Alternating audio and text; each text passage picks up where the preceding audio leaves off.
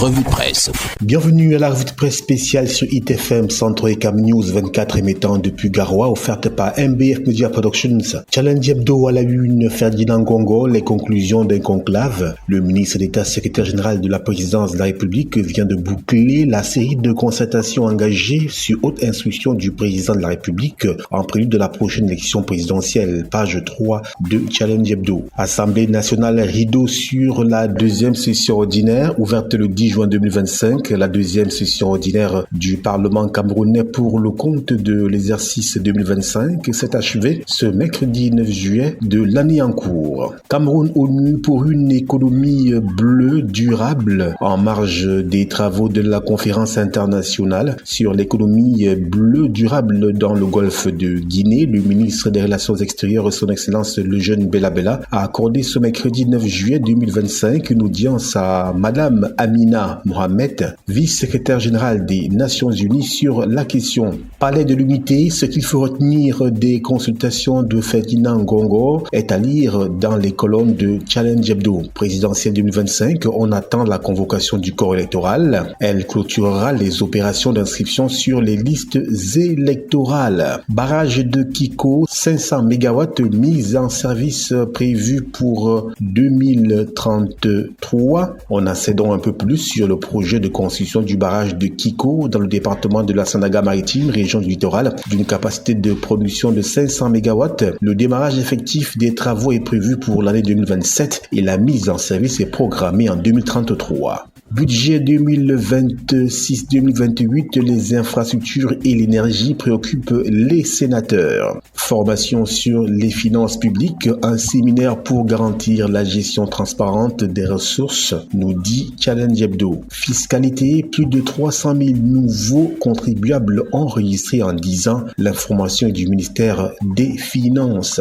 Industrie avicole, une ferme géante de 6 milliards de francs CFA inaugurée à Bamendjou dans la région de l'Ouest Cameroun avec une production de 75 000 œufs par jour. Préservation du patrimoine routier, les cimenteries, sommet de respecter les charges à l'essieu. Solidarité agissante, des orphelins reçoivent un soutien de taille. Direction Challenge Hebdo pour plus de précision sur cet élan de cœur. Inondation, ils ont bravé les eaux pour rendre compte à la rencontre des sinistrés qui ont été coincés lors des inondations de Pangou. Tronçon Nialando-Koti, le calvaire des usagers et des automobilistes. La psychose des accidents hante les usagers en cette période de vacances. Centre hospitalier régional des Bolova, vaste campagne de dépistage gratuit des cancers. L'hôpital de référence de Ngalan va servir de cadre à une vaste campagne de consultation gynécologique gratuite et de dépistage des cancers gynécologiques du 7 au 18 juillet 2025. Elle sera suivie d'une grande campagne de chirurgie gynécologique du 22 juillet au 28 août 2025 également. Toujours avec Challenge Hebdo, une approche vers le social, nous fait-on savoir. CAN féminine 2025, nous sommes en sport. Football, 3 gros favoris pour un nouveau trophée. Brève, Coupe du Cameroun, les premiers qualifiés des 8e de finale sont connus. À l'international, Donald Trump, 5 présidents africains font l'étalage de la richesse de leur sol. République démocratique du Congo, retour sur le continent africain donc, une plainte déposée en Belgique contre l'entourage du président congolais Félix Tshisekedi. L'autre hebdomadaire d'Ikalo à l'entame, Jacques Famdongo, l'UADPC n'a pas besoin d'un congrès pour désigner son candidat. Pour le secrétaire à la communication du comité central du parti au pouvoir, les textes de cette formation politique sont clairs. La candidature de Paul Biya à la prochaine élection présidentielle ne souffre d'aucune contestation. Élection présidentielle donc, divergence autour d'une candidature. La prudence du ministre de la Communication, porte-parole du gouvernement Rodé Emmanuel Sadi, se heurte à la position tranchée de Jacques Famdongo, le secrétaire à la communication du comité central du Rassemblement démocratique du peuple camerounais.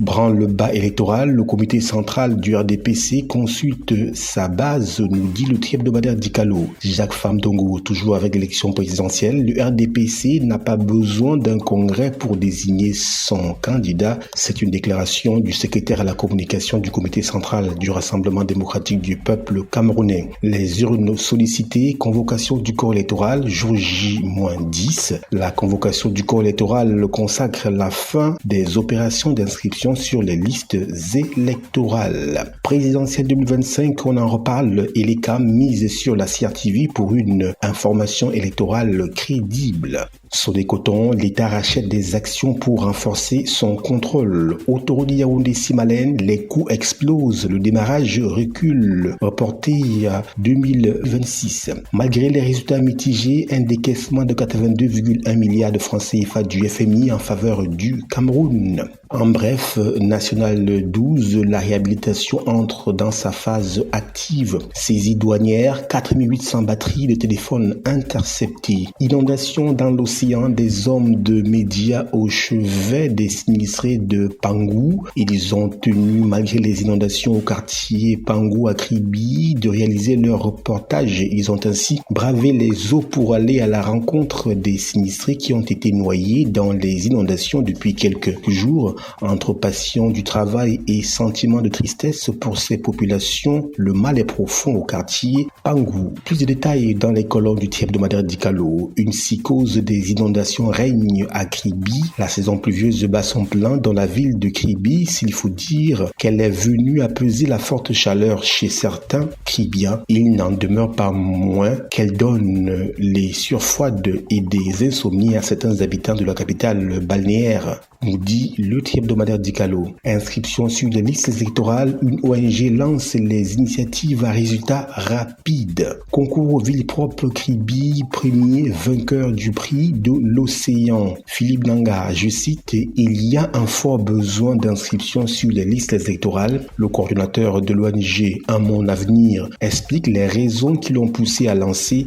les initiatives à résultats rapides dans les colonnes du hebdomadaire Dikalo. Sport et société, infrastructure routière dans le nord-ouest, près de 200 milliards de francs CFA d'investissement mobilisés. Mamfé dans le sud-ouest, un accord pour un projet hydroélectrique de 450 MW. À l'international, Tchad, le journaliste Olivier Monodi libéré après 4 mois de détention. Europe, la Bulgarie devient le 21e pays à adhérer à l'euro. République centrafricaine, les examens vont reprendre dans un centre délocalisé. C'est tout pour la quintessence de l'actualité à travers la presse écrite. Restez en compagnie de nos programmes qui se poursuivent.